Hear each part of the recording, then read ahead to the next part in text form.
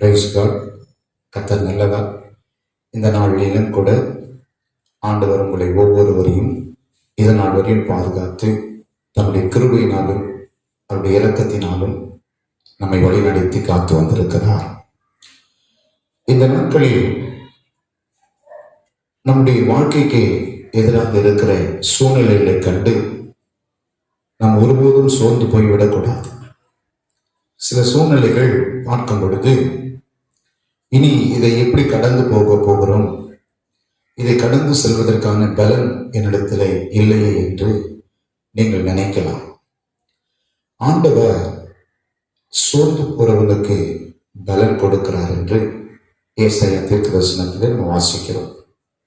சோர்ந்து போறவனுக்கு அவர் பலன் கொடுத்து சத்துவம் இல்லாதவர்களுக்கு சத்துவத்தை பெருக பண்ணுகிறார். எனவே இப்பொழுது உங்களுக்கு கொஞ்சம் பலன் இருக்கலாம். சில காரியங்களை குறித்து மனதிலே நீங்கள் அதை எண்ணி பார்த்து இதெல்லாம் கடந்து போகக்கூடிய எனக்கு பலன் இல்லை என்று நீங்கள் சொல்லலாம். வெளிப்படுத்தின விசேஷத்தில் ஒரு வசனத்தை நம்ம அங்கே வாசித்தோமானால் 3ஆம் அதிகாரம் 8ஆம் வசனம் சொல்லுகிறது, கொஞ்சம் பலன் இருந்தும் என்னை மறுதளிக்காமல் என் வசனத்தை கை கொண்டபடியால் உங்களுக்கு நான் திறந்த வாசல் வைக்கிறேன் என்று சொல்லப்படுகிறது. கொஞ்சம் பலன் இருந்தும் என் நாமத்தை மறுதலியாமல் என் வசனத்தை கை கொண்டபடியால் திறந்த வாசலை உங்களுக்கு முன்பாக வைக்கிறேன், அதை ஒருவனும் பூட்ட மாட்டான். கர்த்தர் நம்மிடத்திலே கொஞ்சம் பலன் இருந்தாலும் அந்த கொஞ்ச பலத்துல அவருக்காக வாழக்கூடிய, அவருடைய வார்த்தைக்காக வாழக்கூடிய, அவருடைய வார்த்தையின்படி நடக்க வேண்டும் என்ற எண்ணங்களும் நினைவுகளும் நமக்கு இருக்கும் பொழுது அதை அவர் பார்க்கிறார். நினைவுகளை நம்ம பார்க்கிற ஒரு தேவன், நம்முடைய எண்ணங்களை பார்க்கிற தேவன் என்று கடந்த வாரத்தில் நம்ம பார்த்தோம். அதே போல நம்முடைய பலன் எவ்வளவு இருக்கிறது என்பது கர்த்தருக்கு தெரியும். ஆகையால் திராணிக்கு மேலே சோதிக்கப்பட அவர் விட மாட்டார். அந்த திராணி உங்களுக்கு எவ்வளவு இருக்கிறது, ஒரு பிரச்சனையை நீங்கள் எதிர்நோக்கி எப்படி அதை கடந்து செல்வீர்கள் என்று கர்த்தருக்கு தெரியும். அதனால எந்த பிரச்சனையா இருந்தாலும், எப்படிப்பட்ட சூழலா இருந்தாலும் உங்கள் திராணிக்கு மேல உங்களை சோதிக்கப்பட விட மாட்டார். அதை தாங்கக்கூடிய தக்கதாக பலன் தருவார். அதற்கு தப்பித்துக் கொள்ளும்படியான போக்கையும் உண்டாக்குவார். எனவே கர்த்தருடைய பலன் எப்படிப்பட்டது என்பதை நீங்கள் அறிய வேண்டும், உணர வேண்டும். சில நேரத்தில் நம்முடைய பலத்தால் எதையும் சாதித்து விட நினைப்போம். நம்முடைய திறமையினால், இல்லாவிட்டால் நம்முடைய பொருளினால், பணத்தினால் ஏதோ ஒரு விதத்தில் ஒரு காரியத்தை சாதித்து விடலாம் என்று நம்ம முயற்சி செய்து அது தோல்வியில் முடிந்திருக்கிறதை பார்த்திருப்போம். அநேக காரியங்கள் நம்ம தோல்வியை கண்டடைந்திருப்போம். அநேக காரியங்களிலே நம்ம எதிர்பார்த்தபடி நம்மளால் செயல்பட்டிருக்க முடியாது, நம்ம பலன் இல்லை என்று எண்ணிருப்போம். பரிசுத்த ஆவியானவருடைய பலன் இல்லாவிட்டால் உங்களால் தேவனுக்காக கூட வாழ முடியாது. அதுதான் உண்மை. பலத்தினாலும் அல்ல, பராக்கிரத்தினாலும் அல்ல, தேவனுடைய ஆவியினாலேயே எல்லாம் ஆகும் என்று சொல்லப்பட்டிருக்கிறது. அப்படியானால் தேவனுடைய பலனை நீங்கள் பெற்றுக்கொள்ள வேண்டும். தேவனுடைய பலனை நீங்கள் சார்ந்து கொள்ள வேண்டும். பவுல் சொல்லுகிறார், என்னை பலப்படுத்துகிற கிறிஸ்து இயேசுவினாலே எல்லாவற்றையும் செய்ய எனக்கு பலன் உண்டு. பலப்படுத்துகிற கிறிஸ்து இயேசுவினாலே எல்லாவற்றையும் செய்யக்கூடிய ஒரு பலனை நமக்குள்ளே கொண்டு வர கர்த்தருடைய ஆவியானவர் இருக்கிறார். ஆவியானவருக்குள்ளே நம்ம பலனடைய கற்றுக்கொள்ள வேண்டும். ஆவியானவருடைய பலத்துல தான் ஜெபிக்க முடியும். ஆவியானவருடைய பலத்துல தான் கர்த்தருக்காக வாழ முடியும். ஆவியானவருடைய பலத்துல தான் ஆராதனைக்கு கலந்து கொள்ள முடியும். ஆவியானவருடைய பலத்துல தான் எல்லாவற்றையுமே நம்ம சாதிக்க முடியும். எனவே பரிசுத்த ஆவியானவரை நாம் சார்ந்து கொள்ள வேண்டும். தாவீது அநேக முறை பரிசுத்த ஆவியானவருடைய அனுபவங்களை அவன் பெற்றிருக்கிறான். அதனாலதான் தாவீது பரிசுத்த ஆவியினுடைய பலன் எப்படிப்பட்டது என்பதை தன்னுடைய வாழ்க்கையில உணர்ந்திருக்கிறான், அனுபவித்திருக்கிறான். பரிசுத்த ஆவியினுடைய பலனை நீங்கள் அனுபவித்திருக்கிறீர்களா? தாவீது சொல்றார், சங்கீதம் 18:1 அவர் சொல்லுகிறார், என் பலனாகிய கர்த்தாவே உண்மையிலே நான் அன்பு கூறுகிறேன் என்று சொல்லுகிறார். அப்படியானால் அவருடைய பலனை அவர் அனுபவித்திருக்கிறார். தேவனுடைய பலன் எப்படிப்பட்டது என்பதை தாவீது தன்னுடைய வாழ்க்கையில அனுபவித்திருக்கிறார். அவருக்கு எதிரிகள் வந்தபோது, அவருக்கு பிரச்சனைகள் வந்தபோது, போராட்டங்கள் வந்தபோது, எல்லா சூழ்நிலையிலும் அவர் கர்த்தருடைய பலனை அனுபவித்து அந்த பலத்தினால் எல்லாவற்றையும் வெற்றி அடைந்திருக்கிறார் என்பதை வேதத்துல நமக்கு வாசிக்க முடிகிறது. எனவே நாம் கர்த்தருடைய பலன் எப்படிப்பட்டது என்பதை நம்முடைய ஆவிலும் ஆத்துமாவிலும் நம்முடைய வாழ்க்கையிலும் நம்ம உணர வேண்டும். தாவீது சொல்லுகிற என் பலனாகிய கர்த்தாவே. அப்போ தாவீதுக்கு எவ்வளவுதான் படை வீரர்கள் இருந்தாலும், அரண்மனைகள் இருந்தாலும், போர் சேவகர்கள் இருந்தாலும், தாவீதுக்கு யுத்தம் பண்ணக்கூடிய ஆட்கள் இருந்தாலும், ஆனால் தாவீது ஒரு பலனாய் பார்த்ததை யாரை என்று சொன்னால் கர்த்தரை மட்டும்தான். வேற யாரையும் அவர் ஒரு பலனாய் நம்பவில்லை. வேற எந்த போர் சேவகரையும் ஒரு பெரிதான பலனாய் நம்பவில்லை. இவர்கள் மூலமா எனக்கு ஒரு பாதுகாப்பு இருக்கும் என்று போர் சேவகர்களை நம்பவில்லை. ஆனால் அவர் ராஜாங்கத்தில் இருக்கும்போது கூட, ஆடு மேய்க்கும் போது கூட, அவர் எந்த சூழ்நிலையில் இருந்தாலும் கர்த்தர் தான் என் பலன் என்பதை அவர் உணர்ந்தார் என்று பார்க்க முடிகிறது. அதனாலதான் அப்படி சொல்றார், என் பலனாகிய கர்த்தாவே உண்மையிலே நான் அன்பு கூறுகிறேன் என்று சொல்லுகிறார். நாமும் கூட கர்த்தருடைய பலன் எப்படிப்பட்டது என்பதை நம்முடைய ஆவியிலையும் ஆத்துமாவிலையும் நம்ம உணர வேண்டும். நம்முடைய வாழ்க்கையில நாம தோல்விகளை சந்திக்கிற இடத்துல, இது முடியாது என்ற இடத்துல கர்த்தர் நம்மை நடத்தி அதை முடிக்கும்படி செய்கிறாரே, அது அவருடைய பலன் எப்படிப்பட்டது என்பதை நாம் அறிய வேண்டும். ஆசா ராஜா ஒரு இடத்துல ஜெபிப்பார். ஆசா ராஜா 2 நாளாகமும் 14வது அதிகாரம் 11வது வசனத்தை நீங்கள் வாசிப்பீர்களானால் அங்கே சொல்லப்பட்டிருக்கிறது, ஆசா தன் தேவனாகிய கர்த்தரை நோக்கி கூப்பிட்டு, கர்த்தாவே பலம் உள்ளவனாகிலும் பலனற்றவனுக்காகிலும் உதவி செய்கிறது உமக்கு லேசான காரியம்.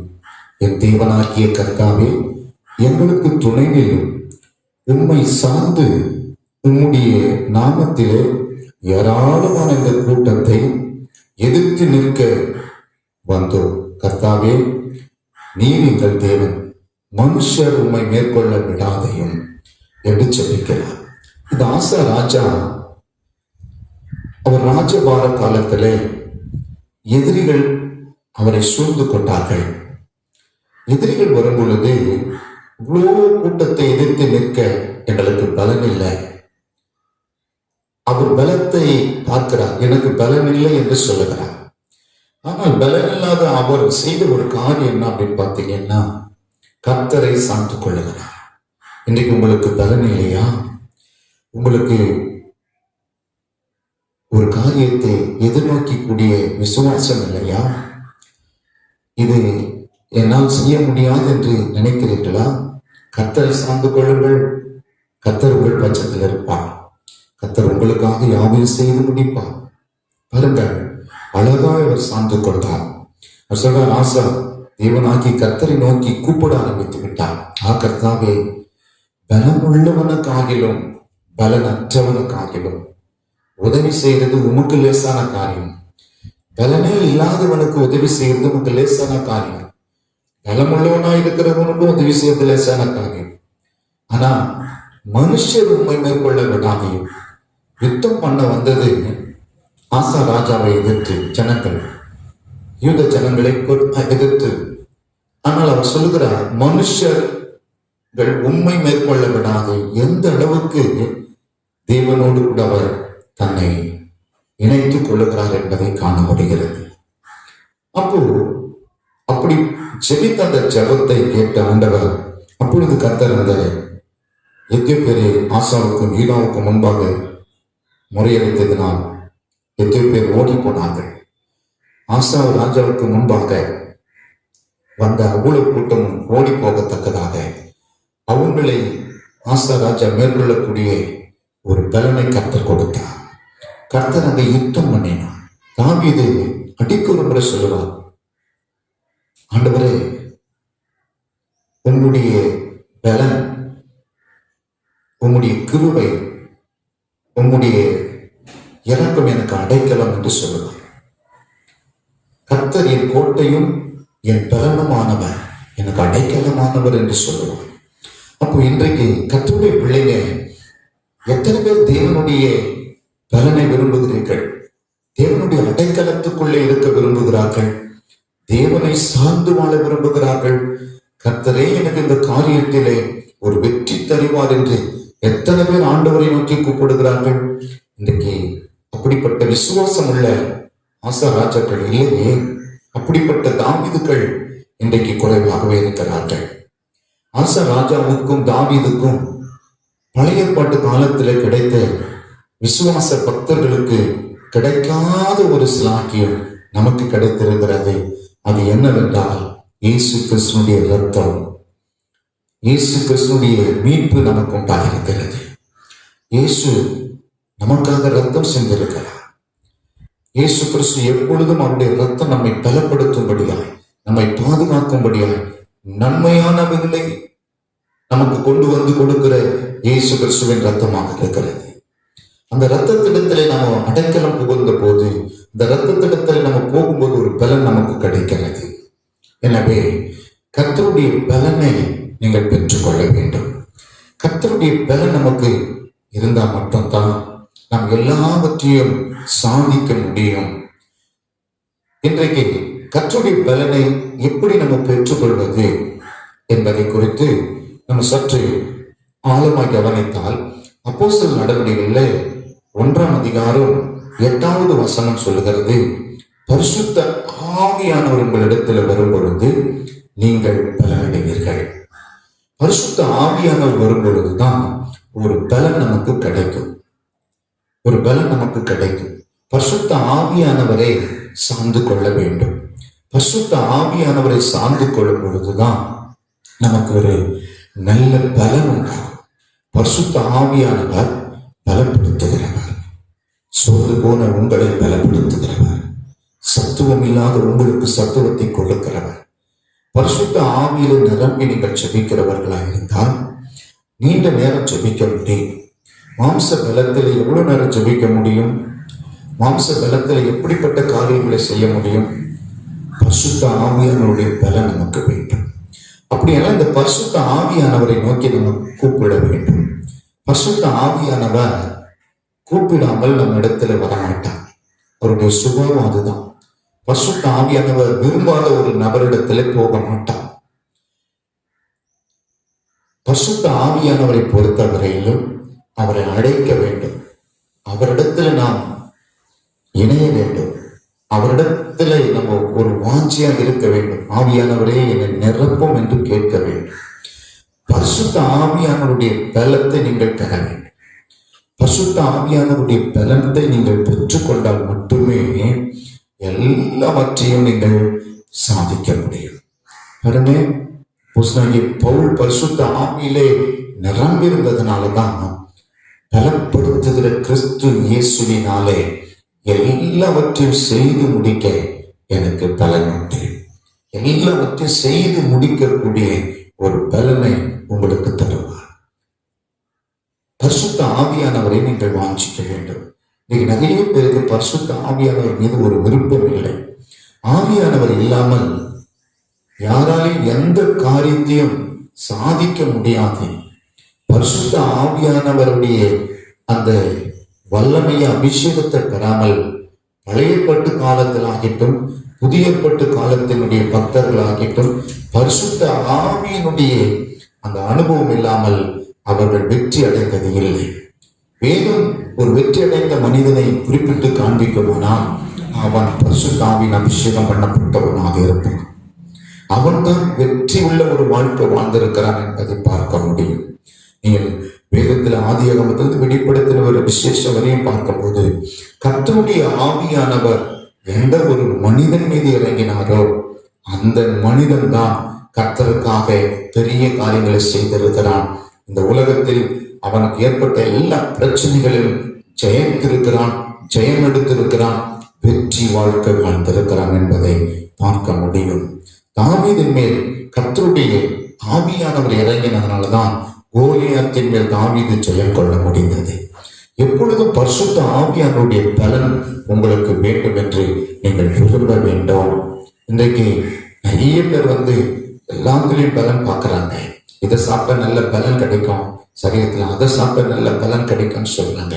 சரீரத்துல என்ன பலனாவது நீங்கள் பெற்றுக்கொண்டாலும், சரீரத்துக்காக என்ன சாப்பிட்டு சரீரத்தை பலப்படுத்தி கொண்டாலும், ஆவி பலன் அடையாவிட்டால், உங்கள் ஆத்மா பலன் அடையாவிட்டால் நீங்கள் எதையும் சாதிக்க முடியாது, நீங்கள் எதன் மேலையும் வெற்றி கொள்ள முடியாது. பரிசுத்த ஆவியானவருடைய பலன் உங்களுக்கு வேண்டும். அப்படியானால் பரிசுத்த ஆவியானவரை நீங்கள் கூப்பிட வேண்டும். அவன் என்னிடத்துல வாஞ்சியாக இருக்கிறபடியா நான் அவனை விடுவிப்பேன். வாஞ்ச வேணும் பாருங்க. கர்த்தர் உங்களிடத்துல வரணும் அப்படின்னா, கர்த்தருடைய ஆவியானவர் உங்களை நிரப்பணும்னா, கர்த்தருடைய பரிசுத்த ஆவிக்குள்ளே நீங்கள் இடைப்பட வேண்டுமானால், ஆவிக்குள்ளே நீங்கள் நிரம்ப வேண்டுமானால் உங்களுக்கு வாஞ்ச வேணும், விருப்பம் வேணும். கர்த்தரிடத்தில் நீங்கள் அதை கேட்க வேண்டும். ஒருவேளை பரிசுத்த ஆவியின் அபிஷேகம் பண்ணப்படாமல் இருக்கிறீங்களா? பரிசுத்த ஆவியானவரை உணராமல் இருக்கிறீங்களா? பரிசுத்த ஆவியானுடைய கிரியை எப்படிப்பட்டது என்று அறியாமல் இருக்கிறீங்களா? இந்த நாளில் ஆண்டவருடைய சமூகத்தில் கேளுங்க, ஆண்டவரே நீர் என்னை பலப்படுத்தும். பரிசுத்த ஆவிக்குள்ளே நான் ஆக வேண்டும். ஆவிக்குள்ள ஆகிற ஒரு நாள் உங்களுக்கு வேண்டும். அப்போ சிலர்கள் கூட என்றைக்கு இந்த பரிசுத்த ஆவியின் பலனை பெற்றார்களோ அன்றைக்குதான் அவர்கள் சாட்சியாக நிற்க முடிந்தது. பரிசுத்த ஆவியானவருடைய பலன் வேணும். வெறும் வார்த்தையினால் அல்ல, வெறும் வாயினால் சொல்லப்படுகிறது அல்ல, தன்னுடைய ஆவி ஆத்மாவிலே உணரக்கூடிய ஒரு அந்த அபிஷேக கிருபை உங்களுக்கு வேண்டும். தாவீதை என் பலனாகிய கர்த்தாவே உண்மையில் அன்பு கூறுகிறேன். பலன் கர்த்தரின் பலன், கர்த்தரின் கோட்டை, கர்த்தரை நம்பியிருக்கிற துருகம். மனுஷன் எனக்கு என்ன செய்வான்? கர்த்தரின் பட்சத்தில் இருக்கிறார், நான் பயப்படேன். மனுஷன் எனக்கு என்ன செய்வான்? எனவே அன்பானவர்களே, பரிசுத்த ஆவியின் அபிஷேகத்தை நீங்கள் விரும்ப வேண்டும். இந்த நாளில் பரிசுத்த ஆவியின் அபிஷேகம் இல்லாத சபைகளை பார்க்க முடிகிறது. பரிசுத்த ஆவியை நிரம்பி ஜெபிக்கக்கூடிய அனுபவம் இல்லாத விசுவாசிகள் ஏராளமான பேர் இருக்கிறார்கள். பரிசுத்த ஆவியினுடைய அனுபவம் இல்லை, அந்நிய பாஷை இல்லை, வரங்கள் இல்லை, கனிகள் இல்லை, ஆனால் கர்த்தருடைய பிள்ளைகள் என்று சொல்லிக் கொள்கிறார்கள். ஆனால் ஒரு காரியத்திலே ஒரு நஷ்டம், ஒரு பாடு, ஒரு உபத்திரம் வரும்போது அதை எதிர்த்து நின்று ஜெயிக்க பலன் இல்லாமல் சோர்ந்து போகிறார்கள். விசுவாசிகள் பிரச்சனை கண்டு நிறைய பேர் பின்வாங்கி போகிறார்கள். கர்த்தர் எப்படிப்பட்டவர், அவர் வல்லமை எப்படிப்பட்டது என்று அறியாமல் இருக்கிறார்கள். ஆபிரகாமை தேவன் அழைத்தார். ஆபிரகாம் கூட தனக்கு உண்டாயிருக்கிற பிரச்சனைகளை பார்க்கும்போது ஒரு கட்டத்துல சோர்ந்து போயிட்டார். இந்த பிரச்சனையெல்லாம் நான் எப்படி மேற்கொள்வேன் என்ற ஒரு எண்ணம் ஆபிரகாம் உள்ளத்துல வரும்பொழுது கர்த்தர் ஆபிரகாமுக்கு தரிசனமாகி சொன்னார். ஆதியாகமம் 15:1 ஆபிரகாமுக்கு தரிசனமாகி கர்த்தர், பயப்படாதே ஆபிரகாமே, நான் உனக்கு மகா பெரிய பலனும் கேடகமாக இருக்கிறேன், நான் உனக்கு பலனா இருக்கிறேன்னு சொல்றேன். கர்த்தர் சொல்ல உடனே அவனுக்கு ஒரு பலன் கிடைத்து விட்டது. பாருங்க, கர்த்தருடைய வார்த்தை கேட்கும் போது பலன் வந்தது. மனுஷன் அப்பத்தினால மாத்திரம் அல்ல, தேவனுடைய வாயிலிருந்து புறப்படுகிற ஒவ்வொரு வார்த்தையினாலும் பிழைப்பான். ஆமா, ஆபிரகாம் சோர்ந்து போன போது கர்த்தர் சொன்னார், மகா பெரிய பலனாயிருப்பேன், பயப்படாதே. ஒருவேளை இந்த காலத்தினுடைய நிகழ்ச்சிகளை பார்த்து, சூழ்நிலைகளை பார்த்து பயந்து கொண்டிருக்கிறீங்களோ, கலங்கி கொண்டிருக்கிறீங்களோ, கடன் பிரச்சனையை கண்டு பயந்து சோர்ந்து போய்விட்டீங்களோ, இதுல நான் அழிந்து விடுவேனோ, இதை திருப்பி கொடுக்க எனக்கு பலன் இல்லை, எந்த வழியில நான் கொடுப்பேன் என்று யோசிக்கிறீங்களோ, ஆண்டவர் உங்களை பார்த்து சொல்றார், பயப்படாதீங்க. கர்த்தர் உங்களுக்கு மகா பெரிய பலனாக இருப்பார். அது எல்லாவற்றையும் கடந்து பயணம் செய்யக்கூடிய ஒரு பாதையை கர்த்தர் உங்களுக்கு காட்டுவார். நீங்கள் பயணம் செய்யக்கூடிய ஒரு பாதையை கர்த்தர் காட்டுவார். ஒரு புதிய வாசலை கர்த்தர் உங்களுக்கு திறப்பார். கொஞ்சம் பலன் இருந்தும் என் நாமத்தை மறுதலியாமல் என் வசனத்தை கை கொண்டபடியால் இதோ திறந்த வாசலை உங்களுக்கு முன்பாக வைக்கிறேன். ஆண்டவர் ஒரு திறந்த வாசலை வைக்கிறார். அடைப்பட்ட வாசல் திறக்கும் என்று விசுவாசியுங்கள். அடைப்பட்ட கதவுகள் உங்களுக்காக திறக்கப்படும். மூடப்பட்ட இடங்கள் உங்களுக்காக திறக்கப்படும். கர்த்தர் திறக்கிறவர். அவர் திறந்தால் ஒருவரும் பூட்ட முடியாது. ஒருவரும் பூட்டக்கூடாதபடி திறக்கிறவரும் அவரை, ஒருவரும் திறக்கக்கூடாதபடி பூட்டுகிறவரும் அவரை. சர்வ வல்லமுள்ள தேவனுடைய பிள்ளைகளாக நீங்கள் இருக்கிறீங்க. பயப்படாதீங்க. இன்றைக்கு இருக்கிற கஷ்டத்தை பார்த்து, இன்றைக்கு இருக்கிற சூழ்நிலையை கண்டு நீங்க துவண்டு போவாதீங்க. விசுவாசிங்க. கர்த்தர் உங்கள் பட்சத்தில் இருக்கிறார். கர்த்தர் உங்களோடு கூட இருக்கிறார். உங்களுக்காக அவர் வைத்திருக்கிற திட்டங்கள் ஏராளம். உங்களுக்காக அவர் வைத்திருக்கிற நன்மைகள் இன்னும் ஏராளம். ஆண்டவர் வைத்திருக்கிற நன்மைகள் எல்லாம் உங்களுக்கு மறைவாக இருக்கிறது. அந்த நன்மையான வாசல்களை கர்த்தர் உங்களுக்கு திறந்து கொடுப்பார். தேசத்தின் நன்மைகளை நீங்கள் நிறைய புசிக்க வேண்டியது இருக்கிறது. தேசத்தில் பல நன்மைகளை நீங்கள் பெற வேண்டியது இருக்கிறது. இப்பொழுது இருக்கிற துன்பங்களை, கஷ்டங்களை, வேதனைகளை பார்த்து சோர்ந்து போகாதீங்க. கர்த்தர் உங்களை பலப்படுத்தி இன்னும் நிறைய நன்மைகளை நீங்கள் காண வேண்டும் என்று விரும்புகிறார். நன்மைகளை நீங்கள் புசிப்பீர்கள். எப்பொழுது? கர்த்தருடைய வார்த்தைக்கு செவி கொடுக்கும் பொழுது. கர்த்தருடைய வார்த்தைக்கு நீங்கள் செவி கொடுக்கும் போது, மனம் விரும்பி செவி கொடுத்தால் தேசத்தின் நன்மையை நீங்கள் புசிப்பீர்கள் என்று ஏசாயா 1:19 வாசிக்கிறது. மனம் விரும்பி செவி கொடுக்க வேண்டும். கர்த்தருடைய வார்த்தையை நீங்கள் நம்புங்கள். கர்த்தருடைய வார்த்தையை சார்ந்து கொள்ளுங்கள். அவர் வார்த்தை பலனாக இருக்கும் உங்களுக்கு. கர்த்தர் உங்களை பலப்படுத்துகிற வார்த்தைகள் இந்த காலவெளிகளோடு பேசிக் கொண்டிருக்கிறார். உங்களுக்காக எதிர்காலத்தை வைத்திருக்கிறேன் என்று கர்த்தர் பேசிக் கொண்டிருக்கிறார். விசுவாசிங்கள். இப்பொழுது இருக்கிற இந்த உலகத்தில் நடந்து கொண்டிருக்கிற பிரச்சனைகள், நோய்கள், உலகத்தில் நடந்து கொண்டிருக்கிற வறுமைகள், உங்க வாழ்க்கையில் இருக்கிற தரித்திரங்கள், வேலையில்லாத காரணங்கள், இதெல்லாம் பார்த்து சோர்ந்து போயிடாதீங்க. கர்த்தர் எல்லாவற்றையும் மாற்ற வல்லம் உள்ளவர். வனாந்தரத்தில வழியையும் அவாந்தர வழியில் ஆறுகளையும் கர்த்தர் உங்களுக்கு உண்டாக்குவார். உங்க வாழ்க்கை வனாந்தரம் போல இருக்கிறதா? நான் எதிர்பார்த்த மாதிரி ஒரு வீட்டை கட்ட முடியவில்லை, நான் எதிர்பார்த்த மாதிரி ஒரு காரியத்தை செய்ய முடியவில்லை என்று சோர்ந்து போயிருக்கிறீங்களா? உங்க எதிர்காலமே சூனியமாய்விட்டதா நீங்க நினைக்கிறீங்களா? இல்லை, கர்த்தர் உங்களுக்காக எல்லாவற்றையும் வைத்திருக்கிறார். அதை காணும்படியான ஒரு பலனை கர்த்தர் உங்களுக்கு இந்த கால வழியில கொடுக்கிறார். கர்த்தர் பலப்படுத்துவார். பரிசுத்த ஆவியானவரை சார்ந்து கொள்ளுங்கள். ஏசாயா 41:10 சொல்கிறது, பயப்படாதே, நான் உன்னை பலப்படுத்தி உனக்கு நான் சகாயம் பண்ணுவேன். நீ பயப்படாதே, நான் உன்னை பலப்படுத்தி உனக்கு சகாயம் பண்ணுவேன். என் நீதியின் வலது கரத்தால் உன்னை தாங்குவேன். கர்த்தர் சொல்றார். இந்த வார்த்தையை விசுவாசிக்கிறீங்களா? இந்த நிகழ்ச்சியை பார்த்து கொண்டு இருக்கிற நீங்கள் இந்த வார்த்தையை விசுவாசிக்கிறீங்களா? கர்த்தர் உங்களோடு தான் பேசிக் கொண்டிருக்கிறார். பயப்படாதே, பயப்படாதே. எந்த காரியத்தை கண்டு பயந்து கொண்டிருக்கிறார்? இதுவரை நீ காணாத ஒரு காரியமா? இல்லை. உன் வாழ்க்கையின் அனுபவத்தில் பல பிரச்சனைகளை கண்டிருப்பார். உன் வாழ்க்கையிலே நீ சிறுவயது முதற்கொண்டு இந்த நாள் வரையும் நிறைய போராட்டங்களை கண்டிருப்பார். மரணம் நேரிடுகிற சூழ்நிலையை நீ பார்த்திருப்பார். அதையெல்லாம் பலப்படுத்தி காப்பாற்றின கர்த்தர் இப்பொழுது இருக்கிற நெருக்கத்திலும் உன்னை பலப்படுத்த கர்த்தரால் முடியும் என்று விசுவாசிக்கிறீங்களா? கர்த்தர் உங்களை பலப்படுத்துகிறார். காலவெளியில விசுவாசிங்க. நான் உன்னை பலப்படுத்த உனக்கு சகாயம் பண்ணுவேன். கர்த்தர் உனக்கு சகாயம் பண்ணுவார். அவருடைய நீதியின் வலதுகரம் உனக்கு தாங்கும். சொல்ல முடியாதீங்க. கவலைப்படாதீங்க.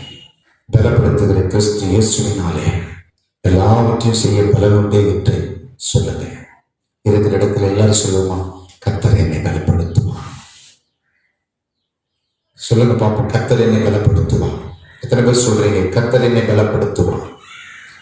பலப்படுத்துகிற கிறிஸ்து இயேசுவினாலே எல்லாவற்றையும் செய்ய எனக்கு பலன் உண்டு என்று எத்தனை பேர் சொல்றீங்க? சொந்து போயிருக்கிறீங்களா? இப்பொழுதே அந்த வார்த்தையை சொல்லுங்க. கர்த்தருடைய ஆவியானவர் உங்களை பலப்படுத்த உங்கள் இல்லத்திற்கு வருவார். உங்கள் மீது கர்த்தருடைய ஆவியானவர் இறங்குவார். இப்பொழுதே ஒரு பலன் உங்களுக்கு இறங்கும். விசுவாசிங்க. விசுவாசத்தோடு ஸ்தோத்திரம் பண்ணி கரங்களை தட்டி கர்த்தரை மகிமைப்படுத்துங்க. கைகளை தட்டி மகிமைப்படுத்துங்க. கர்த்தருடைய ஆவியானவர் இறங்கி உங்களை பலப்படுத்துகிறார். கர்த்தருடைய ஆவியானவர் இறங்கி பலப்படுத்துகிறார். பரிசுத்த ஆவியானவர் வீட்டுக்குள்ளே இறங்கி வருகிறார். கொர்நேலியு வீட்டுக்குள்ளே இருந்த அத்தனை பேர் மேலேயும் பரிசுத்த ஆவியானவர் இறங்கினார். கர்த்தருடைய வார்த்தையை கேட்டுக்கொண்டிருந்த அவர்கள் மேல் தேவனுடைய ஆவி ஊற்றப்பட்டது. இந்த வார்த்தையை கேட்டுக்கொண்டிருக்கிற உங்கள் மேலும் உங்கள் குடும்பத்தின் மீதும் கர்த்தருடைய ஆவியானவர் இறங்குவார். இப்பொழுது இறங்கி கொண்டிருக்கிறார். நம்புங்க, கர்த்தர் உங்களோடு பலப்படுத்தி பெரிய காரியங்களை செய்ய வைப்பார். உன் சத்துருக்களை முறியடிக்கக்கூடிய பலனை உங்களுக்கு தருவார். உங்கள் எதிரிகளுக்கு முன்பாக உங்களுக்கு ஒரு பந்திய கர்த்தர் ஆயத்தப்படுத்துவார். உங்க தலையை எண்ணெயால் அபிஷேகம் பண்ணுவார். உங்க பாத்திரம் நிரம்பி வழியும். ஜீவனுள்ள நாளெல்லாம் நன்மையும் கிருபையும் உங்களையும் உங்கள் பிள்ளைகளையும் தொடரும். கர்த்தர் உங்களோட ஒரு உடன்படிக்கை பண்ணியிருக்கிறார். மறந்துடாதீங்க, சொந்து போயிடாதீங்க. உங்களுக்கு சகாயம் வருகிறது. இதோ கர்த்தர் சொல்லுகிறார், சகாயம் பண்ணுகிற சக்தி ஒரு சபரியவனுக்கு கட்டளையிடுகிறேன் என்று சொல்லுகிறார். மனுஷனிடத்தில் நீங்கள் எதிர்பார்க்காதீங்க. கர்த்தரிடத்தில் உங்கள் கண்களை ஏறெடுத்து பாருங்கள். கர்த்தர் உங்களுக்கு சகாய, கர்த்தர் உங்களுக்கு பலன், கர்த்தர் உங்களுக்கு பலமுள்ளவராக இருக்கிறார். பயப்படாதீங்க. ஆபிரகாமுக்கு கர்த்தர் மகா பெரிய பலனும் கேடகமாக இருந்தார். ஆபிரகாம் எல்லாவற்றையும் கடந்து வர ஏன் தேவ குமாரனாகி இயேசுவை இந்த பூமிக்கு கொடுக்கக்கூடிய ஒரு சந்ததியின் தலைவனாக இருந்தார். சொல்லி போயிடாதீங்க. கர்த்தர் உங்களோடு பேசிக் கொண்டிருக்கிறார். ஜெபிக்கலாமா? நம்மளுடைய திருமுகத்தை நோக்கி பார்த்து நம்ம ஜெபம் செய்வோம். உங்களுக்காக நான் ஜெபிக்க போகிறேன். பரிசுத்தமுள்ள பரலோக பிதாவே, இந்த நாளில் இந்த நிகழ்ச்சியை பார்த்து கொண்டிருக்கிறேன் நம்முடைய பிள்ளைகளுக்காக நான் ஜெபிக்கிறேன்ப்பா.